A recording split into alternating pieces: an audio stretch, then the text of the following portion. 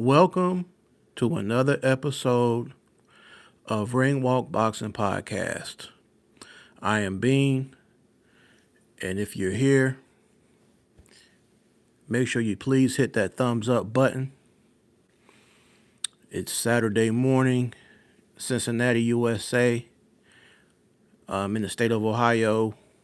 It's like 11 a.m. here, 4 p.m. in the UK. I'm going to start doing more Saturday morning videos here and there because I want the crowd over in the UK to be able to tune in as well. I'll still be doing my Sunday 6 p.m. Eastern Standard Time show every Sunday, 6 p.m. Eastern Standard Time. But on Saturdays, I'm going to try to do an earlier morning show, especially if it's a fight day. So please hit thumbs up, y'all.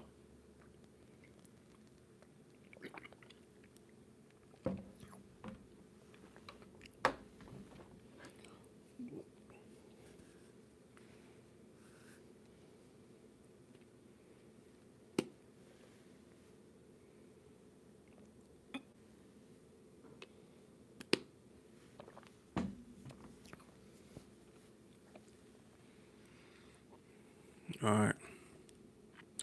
So I just saw something in the Facebook group chat. I'm in a couple of group chats on Facebook. So shout outs to everybody all around the world. Some of my mates over there in the UK, to my good family over here in the USA, my Zone 15 Cincinnati family, what's going on? So I just saw, we saw something yesterday, right? But I just saw something breaking news today that Andy Ruiz has signed with Zuffa Boxing. I don't know all the details. It's just something I read. So I'm going to see if I can get more information on that.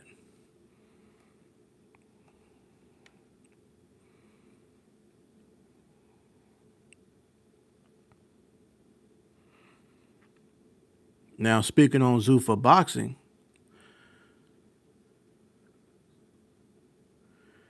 for those who didn't know, as of yesterday, Conor Benn signed with Zuffa Boxing. And we saw the reaction of Eddie Hearn. I'm not sure the dollar amount, but shout outs to Cam J. We talked on the surface about it, but we didn't really go really deep in conversation about it because I'm pretty sure he'll do a show and he'll talk more in depth on that matter. But Conor Benn signed with Zuffa Boxing for a $10 or $15 million fight. But as of right now, we don't know the opponent. So I guess the question is, in our minds, is who would he be fighting? As we know on different podcasts, we saw Conor Benn, and then we saw with Shakur Stevenson after his last victory when he beat Teofimo Lopez. He had caught out Conor Benn, and Conor Benn got in the ring. So I just wonder, could there be some type of behind the scenes thing with Conor Benn and Shakur Stevenson to potentially fight? I don't know, but we definitely going to see. And while I'm on here talking, I'm going to share this link on Twitter, and I'm going to share it on Facebook for the viewers.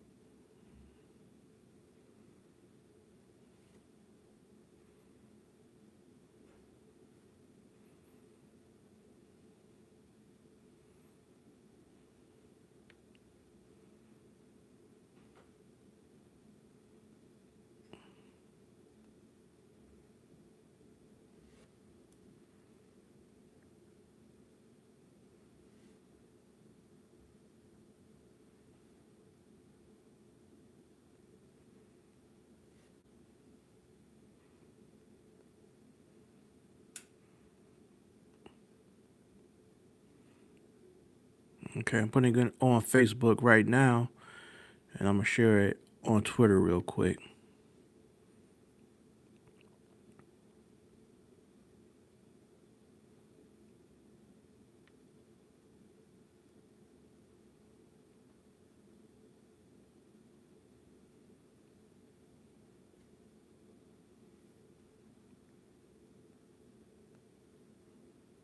So I want to know what's y'all opinion on that.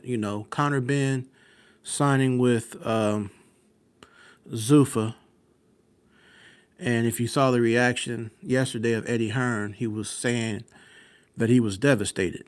He thought that the loyalty would have prevented something like this from happening. And when it comes to the contracts, he really didn't have certain people locked in because I guess he just felt like the loyalty was there, so was never no reason to really, lock it in. So here we go. Conor Ben signs. I guess it's like a one fight deal or something like that. Now now Andy Ruiz Jr. has signed with Zuffa as well. So I just wonder who his next opponent would be. Charles Martin and Efe Ajagba fought. Efe Ajagba, of course, won by knockout. I think Efe Ajagba versus Andy Ruiz is a good fight because we know Efe Ajagba has knockout power. Besides Martin Bakoli and Frank Sanchez, he's knocked out all his opponents, if I'm not mistaken. I think that that's a perfect style matchup for Andy Ruiz. He prefers taller opponents. So why not Andy Ruiz versus Efe Ajagba?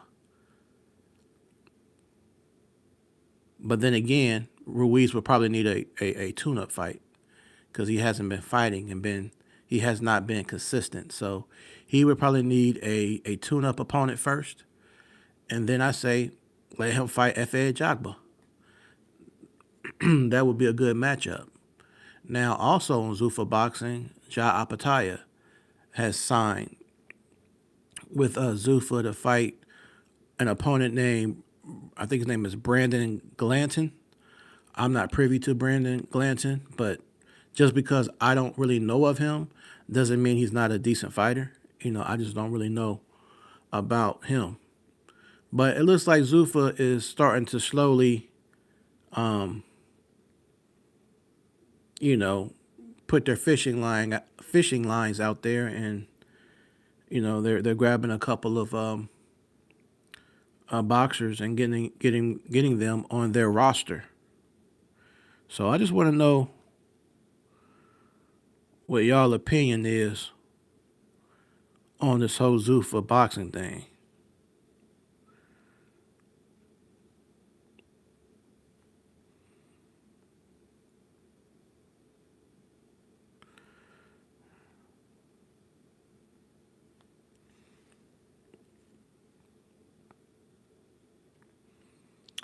All right, so we got the weigh-ins for Richardson Hitchens, 140 pounds. His opponent, Oscar Duarte, 140 pounds. So we got these two guys that will be fighting tonight on the Mario Barrios versus Ryan Garcia card. So what do y'all feel about Richardson Hitchens, Oscar Duarte? Richardson Hitchens is a boxer. He has good precision, nice movement, a strong sense of a self-belief, which any boxer has to have that to feel like they're going to be victorious and to be a self-motivation for themselves.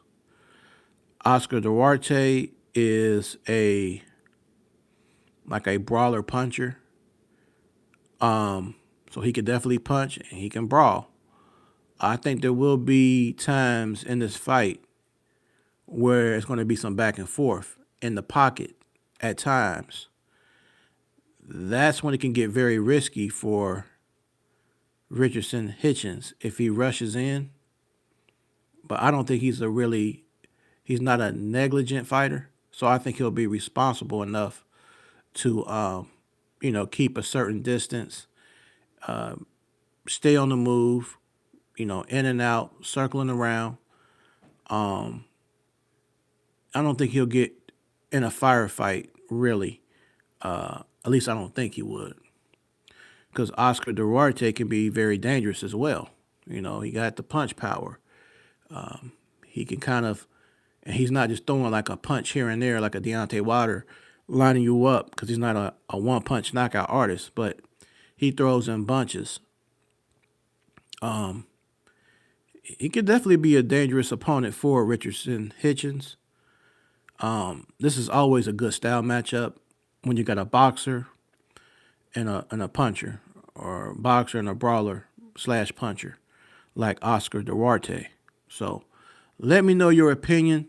Who do you think is going to win and how tonight on that Mario Barrios, the WBC champ, as he would defend his belt against Ryan Garcia.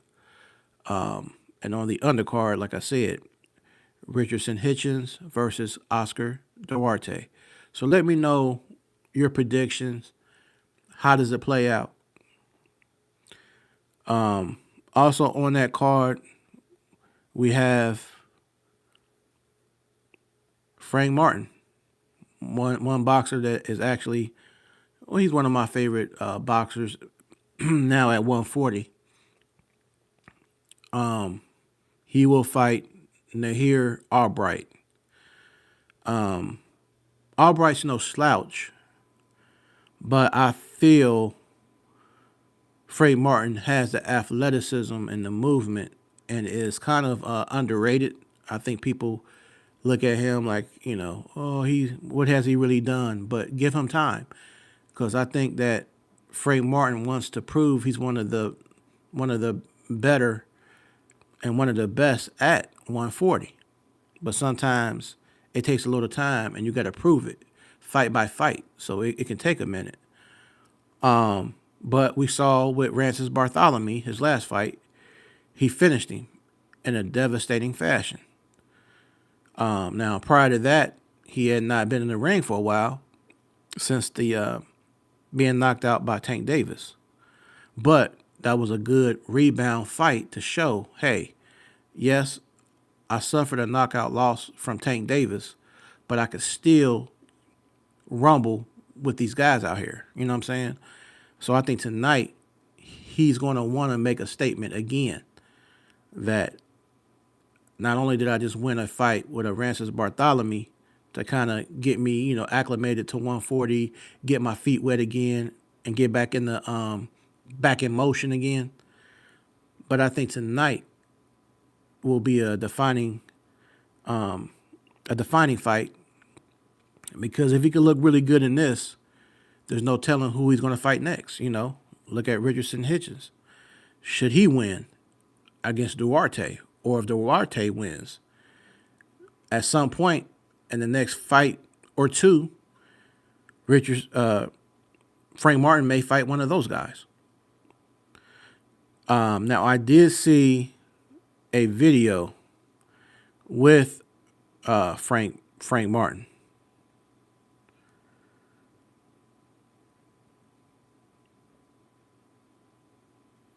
And Frank Martin did a verbal agreement with Tito, believe you pronounce it, Mercado. They did a verbal agreement to fight each other after this fight tonight with Frank Martin.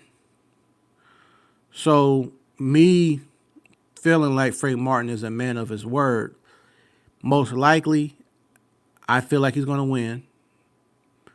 It's going to be a couple rounds or whatever, probably mid-rounds. He'll stop Nahir Albright. But then I feel like if he's going to fight Tito Mercado, then you still have Richardson Hitchens out there, or the winner of, the winner between Hitchens and Duarte. So Frank Martin definitely has some options at 140 for sure. And like I say, I'm a Frank Martin fan. So, but I'm a fan without bias. You know what I mean? Just because I'm a fan doesn't mean I'm going to say something against the person he's fighting. So I'm not saying that just because I'm a Frank Martin fan that he's going to win against Nahir Albright, as to say that Nahir doesn't have certain things in his game. I mean, sure, he looked good when he defeated Kelvin Davis, but Kelvin Davis was being out strengthened, and Nahir Albright was using his physicality against Kelvin. Well, we all know Frank Martin ain't no small dude. He has a nice size frame on him, and the 140 looks good on him. Nahir Albright won't be able to like bully him like that. He's not gonna bully Frank Martin like he could bully Kelvin Davis. So, you know, I definitely edge Frank Martin for that win.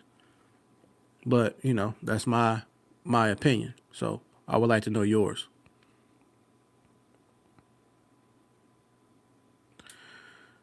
All right. So on that same card, we got Gary Antoine Russell versus Andy Hiroka.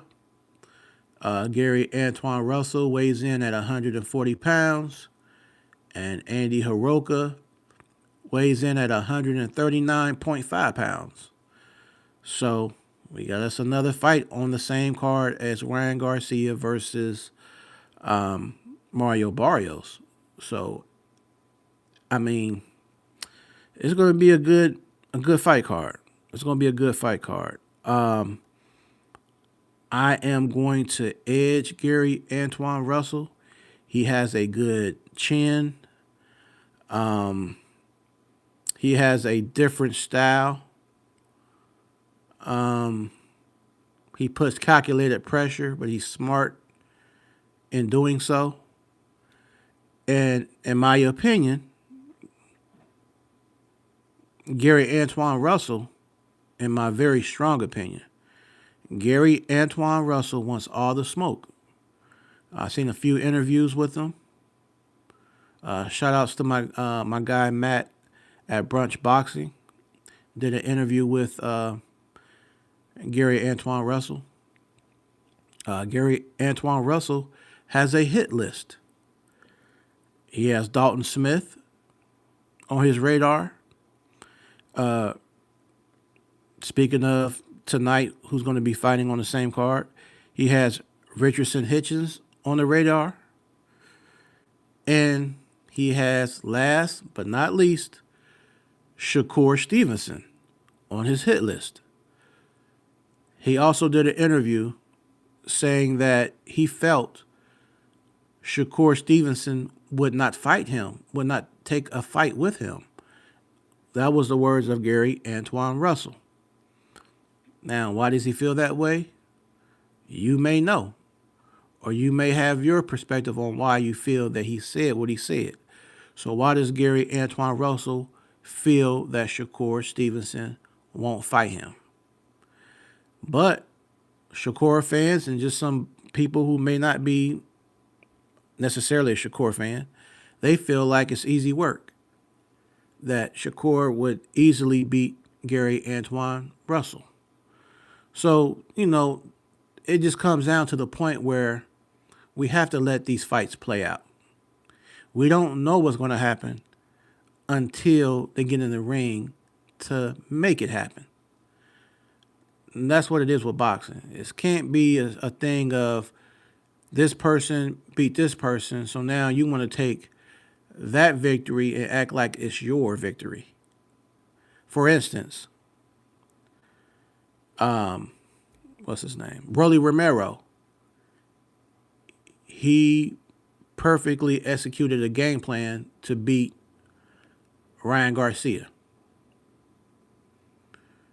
But Rolly Romero gets that accolade of beating Ryan Garcia. If Mario Barrios happens to win tonight against Ryan Garcia, he gets that accolade, he gets that praise on defeating Ryan Garcia if he's successful. So therefore, a person like Devin Haney, who people want to see run it back with Ryan Garcia, they cannot clamor and act like that was a victory for Devin Haney. Or they can't sit back and say, well, look what Mario Barrios did to, hypothetically, because we don't know the results until it happens tonight. But hypothetically, if Barrios won, well, look what Mario Barrios did to Ryan Garcia. Look what Rolly Romero did to Ryan Garcia. So why do I need to fight him? I don't like that type of attitude because a fight by fight basis is how it works. It's no triangle theory to say you beat this person, lost against this person and this person. So therefore, I know I could beat him because he lost against these two fighters. In the same regard, I've seen that type of energy in the past with Tyson Fury in the heavyweight division. You know, Tyson Fury sees AJ suffer a loss from Andy Ruiz, and then Daniel Dubois knocks him out.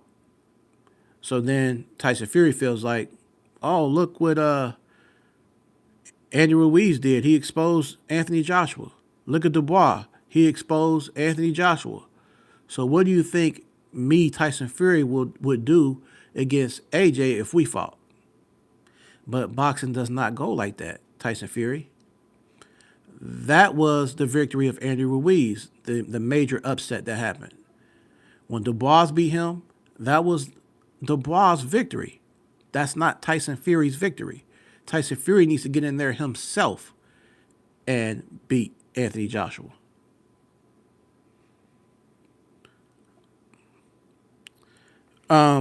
So it is what it is.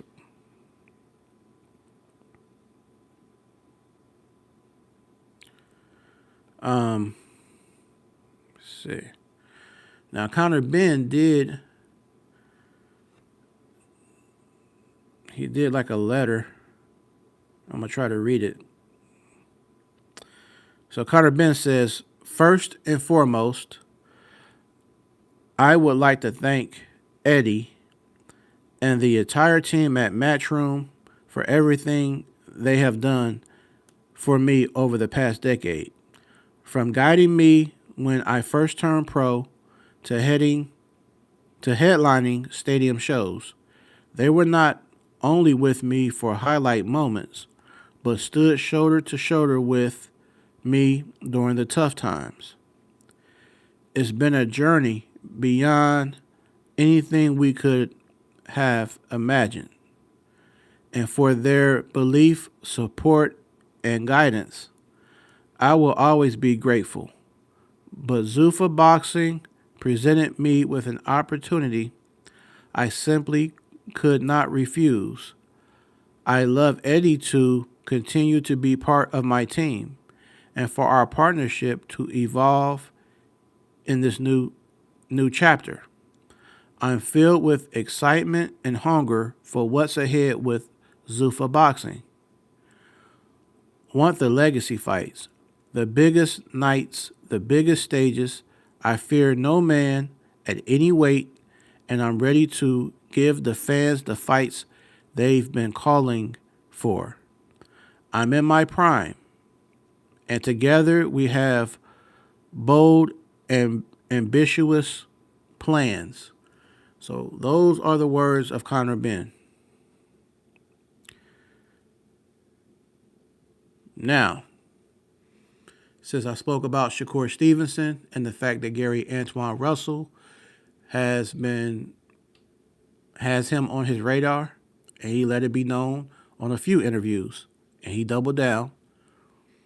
Well, another person who wants to fight Shakur Stevenson and has been vocal is O'Shaquie Foster. He says, I would pay the sanctioning fee. the $100,000 that he didn't want to pay, he gets reinstated as the WB champion at 135 pounds, but he has to fight me next. That's the words of Oshaki Foster. Hey, I can't do nothing but respect it. Regardless of what people feel, Tank fan or just a boxing fan or a casual fan, regardless of how you mentally feel the fight would go, because in your mind you see such a scientific and a very defensively sound Shakur Stevenson.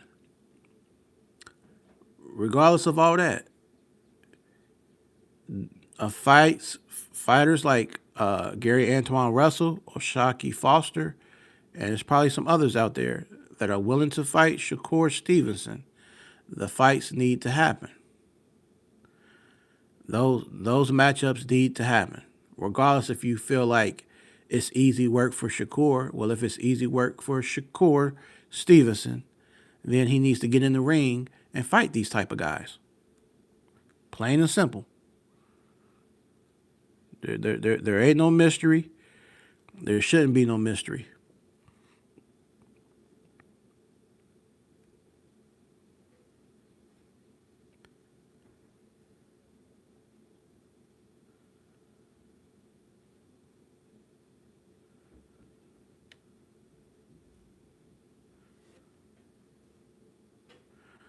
So let me know what you think.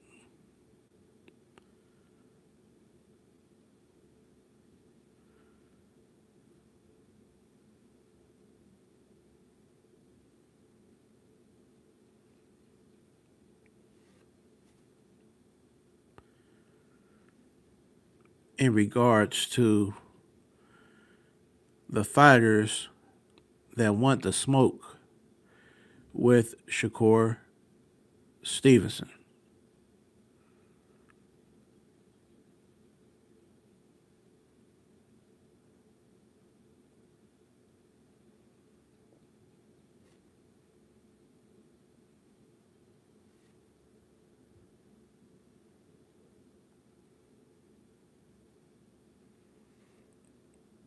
Also, like I said, hit the thumbs up, but also hit the hype button. Please hit that hype button, slide across the chat, and please hit hype. Just take a quick second and hype this video for me, please. All right, so let's see who else on that card I was just talking about.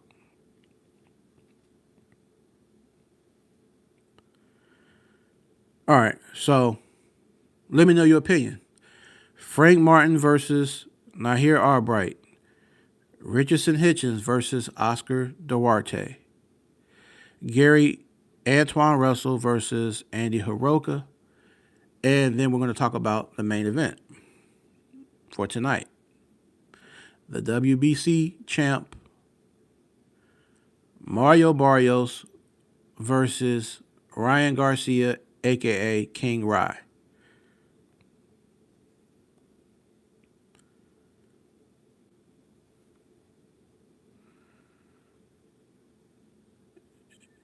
Jeff Aldente, what's going on? I appreciate you, man. Please hit the hype button. Slide over the chat and hit hype, please. I really appreciate you coming through. So what do you feel, man? Let me drop this real quick in case you missed it. I want to know your prediction. Hitchens versus Duarte. Frank Martin versus Nahir Albright prediction. Gary Antoine Russell versus Andy Hiroka. And prediction for Ryan Garcia versus Mario Barrios. Now, the main event, Mario Barrios, it'll be a good fight. Now, Barrios is taller, but when it comes to the reach, he only has like a 1-inch reach advantage. I feel like I don't know that 1-inch reach would be a huge advantage. You know what I'm saying? But I just think using the jab would be smart for him because he has to be careful of that hook, that dangerous left hook. And I'm pretty sure he's done his due diligence in studying the Devin Haney versus Ryan Garcia fight to see how he was able to land the hook and how to defend that hook. Also study the footage of Rolly Romero, who dropped Ryan Garcia and pretty much didn't let him have his way. Now I know a lot of people feel like that something was going on mentally with Ryan Garcia at that time. So that's part of the reason why he wasn't focused and on why Rolly Romero had such an easy time roughhousing him and taking control of the fight. Well, tonight he has a chance for redemption and a shot at the WBC belt. So the question is, what is Ryan Garcia going to do with this opportunity? I don't think he's going to just waste it away. And if he can get that belt, he has some type of leverage. Now, if he gets the belt, like a lot of these guys to get belts, then sometimes it's like the scavengers all coming towards you because they see you got something they want. So I look forward to this fight. I feel like it's a 50-50 fight. Mario Barrios, a lot of people feel like he's going to outpoint. He's going to outpoint Ryan Garcia. He has a pretty good chin. I mean, of course, we saw Tank drop him, but who haven't we seen Tank drop other than like Lamont Roach and Pitbull Cruz? But the majority of the fighters that Tank Davis has fought, if he didn't knock him out, he dropped him multiple times. And he dropped Mario Barrios like 4 times, and then the ref stopped the fight. But I'm saying that to say Mario Barrios showed a lot of resilience. He kept getting back up. He kept wanting to continue. So he has the type of heart. He has that resilience. So it's going to just be a good fight to see tonight. A good fight. Like I say, it's a 50-50 fight. I really can't call it in particular. The other fights on the undercard are some are easier to call than others. Like Gary Antoine Russell, I edge him to win. I take Frank Martin over Albright, but when it comes to the Hitches Duarte, it's hard for me to call that one, and it's hard for me to call Mario Barrios versus Ryan Garcia. But if you have a prediction, please let me know in the chat. And please hype that video. Hype this video. Please.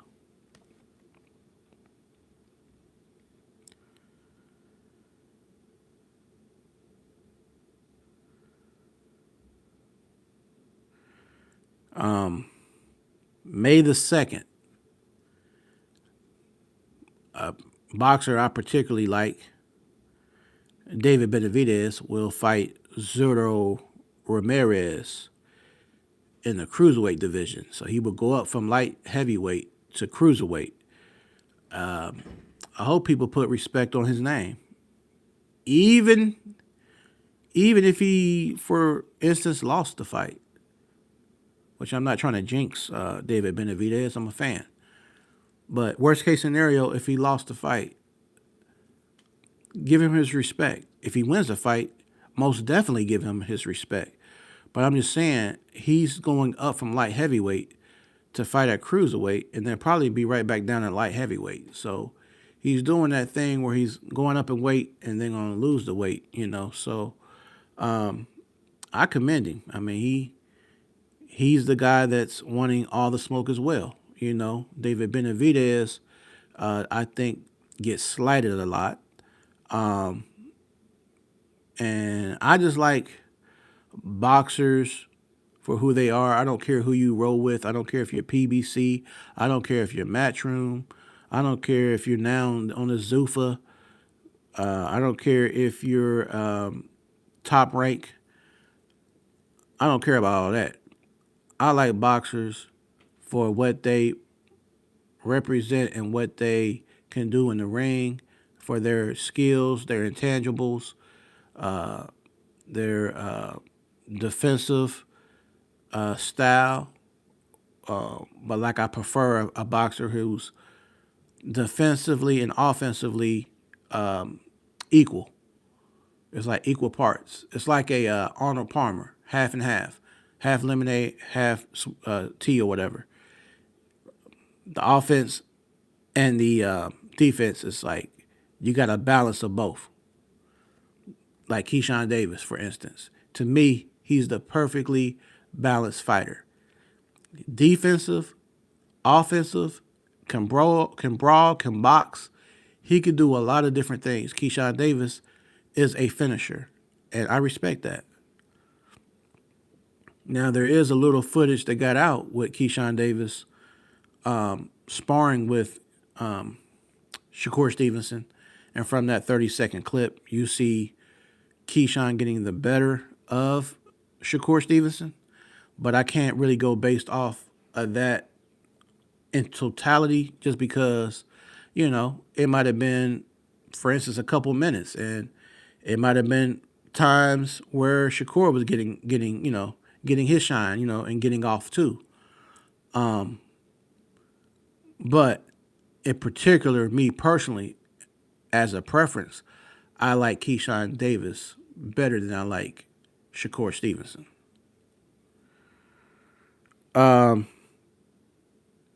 Jeff, you say, I don't know. Beck or Cena are. I got Martin, Gary, and Hitchens. It'd be too crazy of a upset. And I don't remember Hitchens pyro, but think Richardson Hitchens good. Yeah, you said everything perfectly about Barrios. Jeff, you said, yeah, Benavidez needs to make it happen. You also say, Jeff, 50-50 is always better, can be very high action.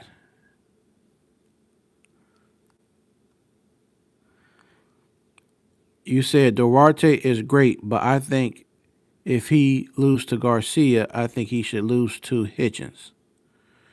We definitely gonna see, man.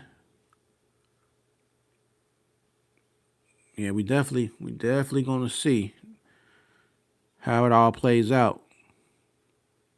What do you feel about David Benavidez at cruiserweight to fight Zurdo Ramirez?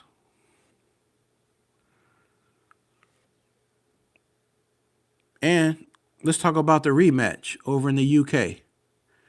Leigh Wood versus Josh Warrington.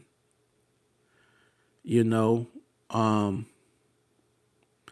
the first fight was a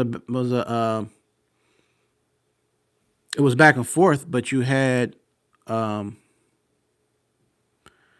you had Wood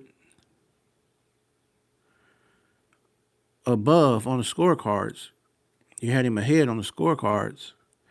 I mean, he was doing his thing. Um, so I want to know what you think in the rematch.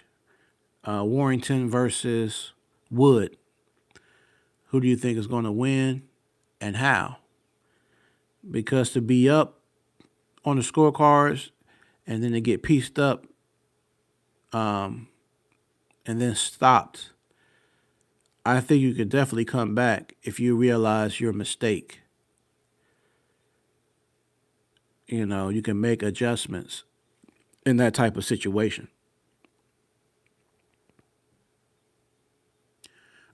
Josh Warrington versus Wood. Okay, also in boxing news, Tyson Fury says he doesn't need a trainer for his upcoming fight on Netflix against Arslanbek Magmadov. Is this cap? Is Tyson Fury just clout chasing once again to say something off the wall? Or does he truly mean he doesn't need Sugar Hill Stewart and he can beat Magmadov without a trainer?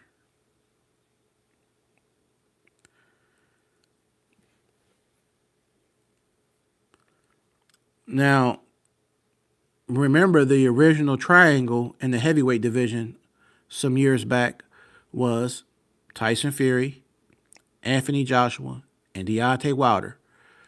I'm gonna talk about all three of these guys right now. So, like I said, Tyson Fury will be fighting Arslanbek Magmadov on Netflix. Let me know your prediction. But also, Tyson Fury says he doesn't need a trainer. Now, Anthony Joshua is set to make a potential comeback. No opponents are being talked about, but possibly Anthony Joshua could be returning back to the ring this summer of 2026. We may see Anthony Joshua back in the ring. Now, we're going to talk about Deontay Wilder. He has his upcoming fight with UK legend, veteran, some may revere to him as a gatekeeper, but he's a very, very dangerous, quote unquote, gatekeeper, if that's what you say he is. Derek Chisora, aka Del Boy, is going to be a banger over in London or over in the UK, assuming that they fight in London or they could be in Manchester. But that's going to be fireworks. Deontay Wilder to see if he still has it. And then you got Derek Chisora, who says this is his number 50th fight and his retirement fight. So he has nothing left to lose. He has nothing to lose. So I feel like Derek Chisora will be trying to go out with a bang. So let me know your predictions on Deontay Wilder versus Derek Chisora. I see it as a 50-50 fight. Like I said, it's going to be fireworks. Del Boy Chisora will definitely apply pressure on Deontay Wilder and have him on his back foot a lot. So, we get to see if Wilder can make adjustments with being on the back foot when he does fight Derek Chisora. Jeff, you said, I am not too familiar with Josh or Wood, but it looks like Wood is the favorite.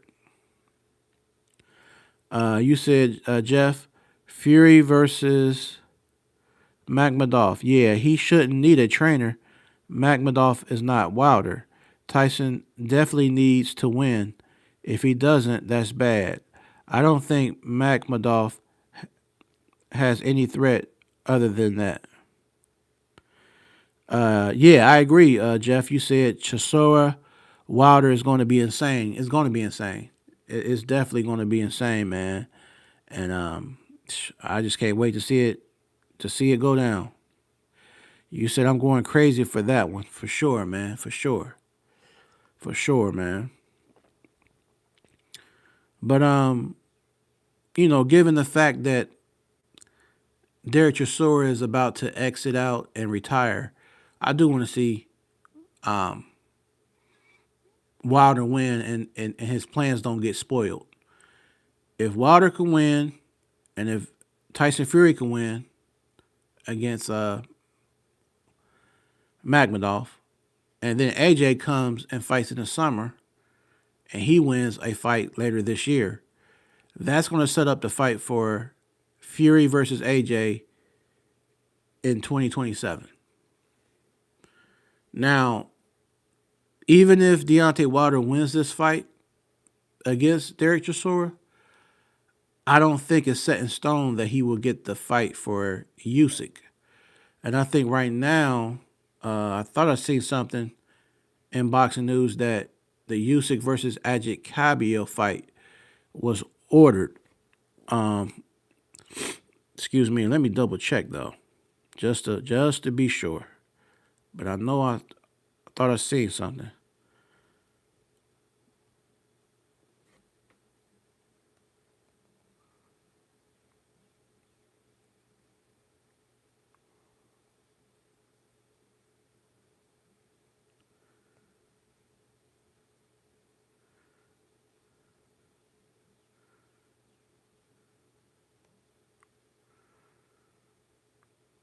Okay, it said the World Boxing Council (WBC) has officially ordered unified heavyweight champ Alexander Usyk to defend his title against interim champ Cabello. The mandate, confirmed by WBC President Mauricio Sulaiman in February 2026, requires this matchup to occur following Usyk's next voluntary defense. So, yeah, I don't know. I mean, I think Wilder not taking that fight or whatever happened with Usyk, and now he's fighting Derek Chisora. I think that's the opportunity of a lifetime. I don't think Wilder will ever get a shot at Usyk again, because Usyk is probably going to fight a voluntary fight Cabello. That's 2 fights, and maybe a third fight. He might fight about 3 more times, and then Usyk's going to probably retire. I just think that Wilder missed out on an opportunity. But, we'll see. Also in heavyweight boxing, Moses Ntuma, the up-and-coming UK star, future star, versus Jermaine Franklin of Michigan, USA. They will fight in March. So what do you feel about Moses Ntuma versus Jermaine Franklin? I know my cousin, I believe it was last week, he says he feels that Moses Ntuma is going to pack up Jermaine Franklin. But Jermaine Franklin is no pushover. He's cagey. He has a good chin.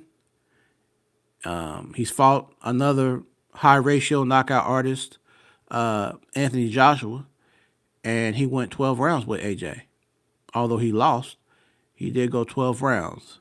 He also had a war, a back and forth, close fight with Dillian White. But we saw what Moses Ntuma did to Dillian White. I do get styles make fights at the same time, so it's going to be a good fight, I think. Jermaine Franklin was on Talk Sports, a UK-based podcast, and he said him being called a step up, a stepping stone opponent, or a guy to give Moses Ntuma rounds is disrespectful. That was the words of Jermaine Franklin. He said he's coming to upset, he's coming to win. He also said he appreciated how UK fans are huge supporters and how they love their boxing. Those were the words of Jermaine Franklin. Jermaine Franklin, I mean, I don't think he'll necessarily win against Moses Ntuma, but I feel like he's going to give him a tough fight. Now, I guess the question is the kicker. I want to know y'all opinion. Can Moses Ntuma actually stop him? Because, like I said, you're talking about a guy who's never been dropped.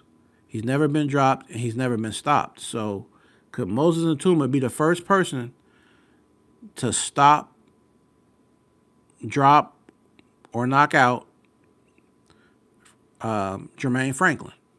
Let me know.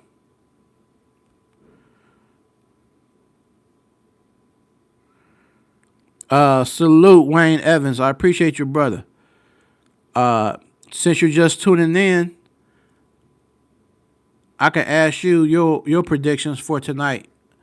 What do you have as far as Gary Antoine Russell versus Eddie Hiroka. What's your prediction?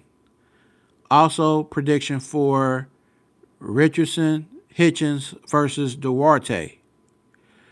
What are your predictions for Mario Barrios versus Ryan Garcia, the main event? And also on that same card, what are your predictions for Frank Martin versus Nahir Albright? And as far as the UK fight today, what are your predictions for Lee Wood versus Josh Warrington?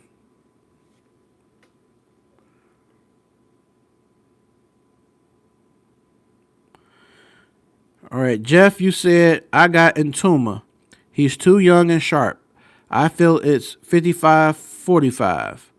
Intuma has a little tank factor. Feels like you might see a sudden KO, but Tank didn't beat Roach either, so you never know. Well, yeah, and Moses, he's a southpaw too, so I don't know if Jermaine Franklin has fought a lot of southpaw fighters. So I don't know if the southpaw stance is going to cause issues for Jermaine Franklin. I guess we will see next month because that fight was scheduled. I think it was scheduled for January, or I can't remember the original fight date, but it got postponed because there was a bicep injury that Moses Intuma had. Wayne Evans, salute. You said I got Russell, Hitchens, Martin, Barrios, and Wood. Okay. Some good picks there, brother. And if you can, please hit that thumbs up. If you're viewing this, hit thumbs up and slide over on the comment and hype the video. Please hype the video.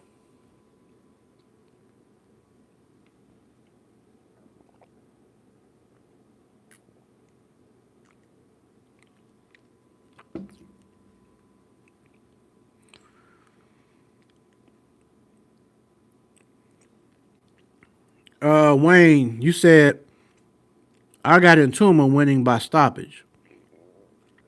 I'm going to take that risk and say late round stoppage. Okay.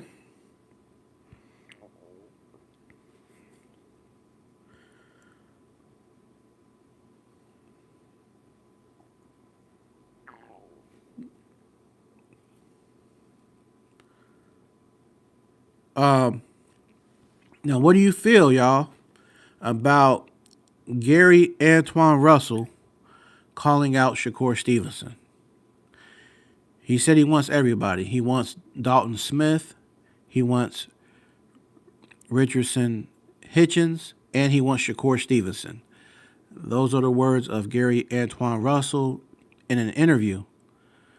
He also said, Gary Antoine Russell said, he does not feel that Shakur Stevenson will fight him.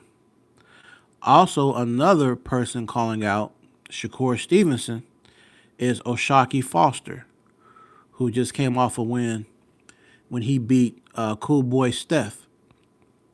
Oshaki Foster said he wants to smoke with Shakur Stevenson.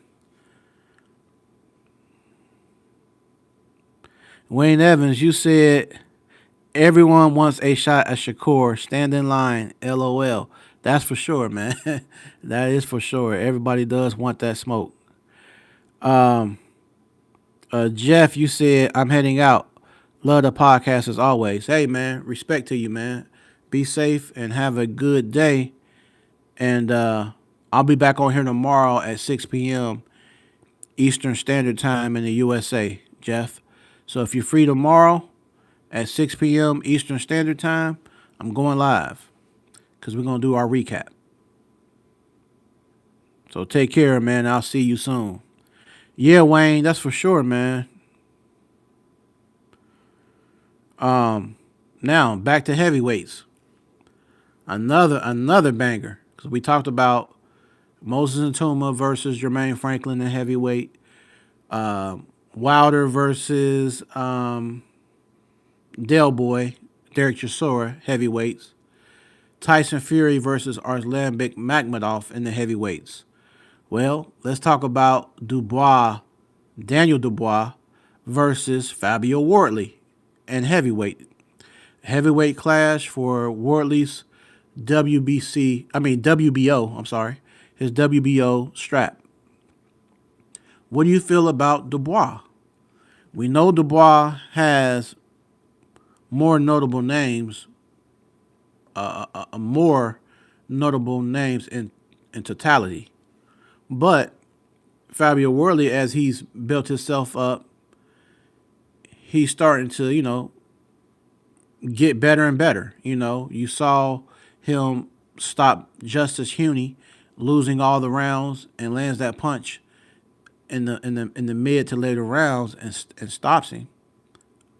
But then we also saw Fabio Wardley take a lot of punishment from Joseph Parker and still keep ticking and somehow turn the tide mid to later rounds and stop Joseph Parker. So I don't know. I mean, I think it's going to be a situation of two power punchers, but it's going to come to the mental edge, and I feel like Wardley may have a little more resilience because as of now, we've not seen him be stopped, and we have not seen him look kind of like lost.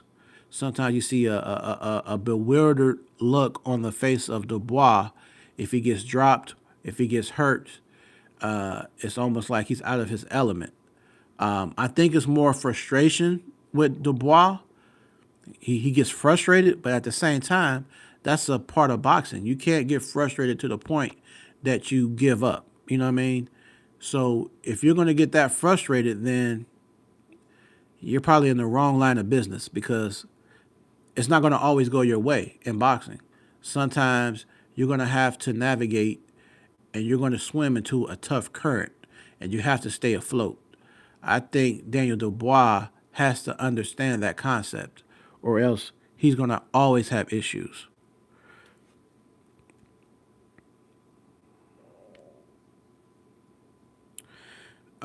Wayne Evans, you said Dubois got that quit in him. So he's got to do what he can do early. And I felt like that Dubois has better chances if he can end it in 5 or 6 rounds, or at least cause enough damage like he did with AJ. He had AJ hurt really bad in like round 2 or 3. So then that boosted his confidence to go for the kill. But I think that if Wardley is still standing round 6 and round 7, I think slowly round after round 6 to 7, as the rounds go on, Dubois is going to start to deflate. He's going to be like this big puffed up, you know, balloon or whatever. And as the rounds go on later and later, and he can't get his way or he's not getting Wardley up out of there, he's going to start to deflate. And I think it's that air is going to get sucked right out of him.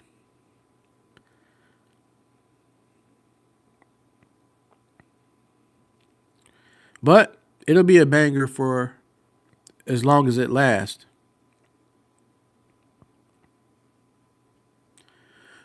So I appreciate everybody who tuned in today here at Ring Walk Boxing Podcast. Like I said, I'll definitely be on here tomorrow to do a recap. 6 p.m. Eastern Standard Time, the weekly show every Sunday.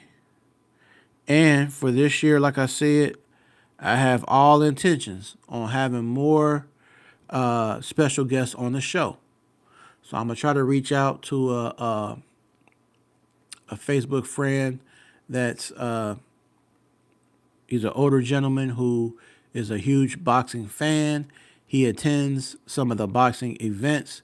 He's from the same hometown as my mom and dad, from Lincoln Heights, Ohio, aka Zone 15. I believe he moved down south to Atlanta, Georgia. But I'm gonna reach out to him, and I'm gonna try to have him on the podcast. Hopefully next week, maybe not tomorrow, but next week. So it might be Saturday or Sunday next weekend. But I'm gonna start having more special guests here on Ringwalk Boxing Podcast.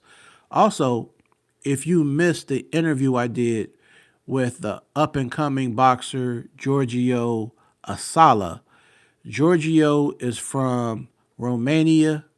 He relocated to UK when he was 17 and a half years old. At UK is where he jumped off the porch as far as into the boxing game. So he is now 8-0. He has a fight in about 2.5 weeks. So be looking out for him. I tag him on my post, so you can follow him on Facebook. He's on Twitter. He's on TikTok, and he's on Instagram. Giorgio Asala. So definitely, if you didn't see that interview, please check it out and let me know what you thought about it. Also, any video that you do run back, if you don't catch me during the actual live stream, when you come back on here, just do me a favor and hit the thumbs up when you enter. When you go back to review it, hit thumbs up for me. If you can, if you're on here now, slide across on that chat and hit hype. Hype the video for me. Because like I said, this year in 2026, I'm going to definitely be doing more interviews. And now over here, our cold season is almost out the way. So it's almost springtime. And then we got the summertime. So on these real nice days, I'm going to be doing interviews that you might not necessarily see me, like you see me now. You might see me out and about. You might see me in a different boxing gym in Cincinnati. You might catch me in a boxing gym possibly in Louisville, Kentucky, which is about 120 miles away from Cincinnati. You're going to see me in these different boxing gyms around Cincinnati a whole lot more, and you're going to see me engaging with a lot of up-and-coming boxers or former champs from here, Cincinnati, Ohio. I want to sit down. I've already did an interview with the brother of Tony Tubbs, Nate Tubbs. We had a very, very in-depth interview, more like a story. He was able to tell his story to people. If you didn't see that interview, go back on my channel and type in the story of Nate Tubbs. A very, very insightful, a very in-depth story of Nate Tubbs. His older brother, Tony T. Tubbs, was the former WBA champion from our hometown, Cincinnati, Ohio, USA. Also, I want to reach out to Stefan Pryor. We stay in contact, so I want to get Stefan Pryor on the podcast, aka Champ Pryor, who is the son of the late legendary Aaron Pryor Sr. of Cincinnati, Ohio. So I want to get Stefan Pryor on here, and it's a few other people from here in the city of Cincinnati I've reached out to. And like I said, for those who I haven't been able to necessarily email or send them a messenger, hey, I'm here letting you know.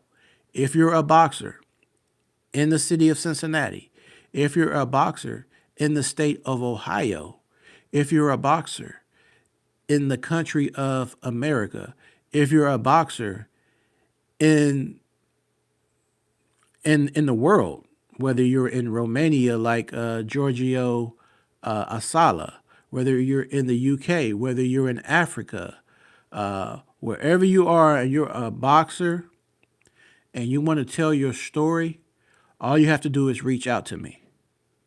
If you have a story to tell about your journey or you want to talk about an upcoming fight or recap a fight that you've already had, just let me know. Reach out to me. I have my email out there. I have a link tree on my Facebook. You can hit me on my like page, but I prefer if you hit my personal Facebook page, Eugene Lowry, Lowery. Spell my first name, Eugene.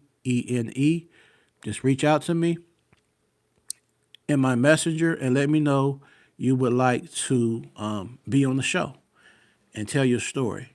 And we will make it happen here at Ring Walk Boxing Podcast. Also, if you want to show your support, we have the online store. We have the hats, the Ring Walk Boxing Podcast, the hats, the shirts, hoodies, and all kind of different merch, all different kind of colors. Is there. So, just let me know. If you can't find the link tree on my profile, just hit me up and I will inbox it to you. So everyone have a safe weekend and be ready for these fights tonight on the main card of Ryan Garcia versus Mario Barrios. Also, for those in the UK and over here all around the world, they're going to be fighting with Lee Wood versus Josh Warrington in UK. So make sure you tune in. And then tomorrow, you're going to have in female boxing, Clarissa Shields versus Franchon Dezurn going down tomorrow. I'm not sure if I elaborated on that fight, but if I didn't, I will talk about it real quick before I sign off. So yeah, as far as Clarissa Shields, I feel like she's the better technical fighter. She's shown in all her fights. She's really good with her angles. She has good speed. She has nice footwork. She has nice angles there in the ring. And so I feel like she has everything, but she doesn't have like crazy raw punching power, but she can tick the box in every other category when it comes to boxing. Now, her opponent, Franchon Dezurn, she has the power. She's not as fast as Clarissa, but she's not necessarily slow either. It's going to be a good style matchup. And the fight that I do want to see this year or maybe next year is Clarissa Shields versus Shadasia Green. But we got to deal with the here and now. So tomorrow night, tune in, tap in, and check out Clarissa Shields versus Franchon Dezurn. Let me know your prediction. Like I said, I edge Clarissa Shields to win, but I think the best opportunities are in the firefight stages when they're locking in, and I think that Franchon's going to want to punch in between the punches. She's going to want to punch with Clarissa. Whenever Clarissa does get in an exchange, she has to do what she has to do in that moment. Hopefully, if she has any opportunity, Franchon Dezurn, if she can get her back into a corner, she will want to go to Clarissa Shields' body as much and as often as possible. So we're going to see what happens today on this fight card. We're going to see what happens tomorrow on the fight card. But y'all, I appreciate everyone here. Peace and love, and be safe. And I will catch you on the next round. Peace.